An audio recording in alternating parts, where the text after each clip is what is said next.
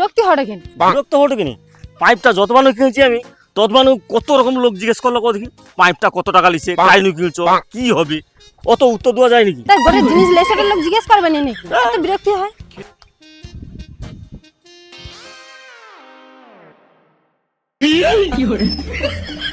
ও চন্দনদা আরে এ পাইপ কি হবে? পাইপ চুলা ফুকা হবে। আরে অত বড় পাইপ লে চুলা ফুকা হবে? গ্যাসের দাম বাড়ছে না এখন ওই জন্য বাইরে একটা চুলা তৈরি করছে আমার বউ। বাইরে রান্না করছে আর এই গরমে বাইরে চুলায় রান্না করলে প্রচুর গরম লাগে আর রান্না করতে করতে ঘরের ভিতরে ঢুকে যায় ফ্যানের বাতাস খাইতে। ফ্যানের বাতাস খাইতে যাইলো আর বাইরে দেখি না চুলা নিবিছে। এই জন্য আমি চিন্তাধারা করছি এই বড় পাইপ লিয়া চুলা থেকে ঘর পর্যন্ত ফিট করে দিচ্ছি। ঘরের ভিতরে ফ্যানের নিচে আমার বউ পাইপে ফুক দেয় আর বাইরে চুলা জ্বলে। আরে তুমি তো বিজ্ঞানী হইছো। তো কথা কাউকে কয়নি। হ্যাঁ আইসা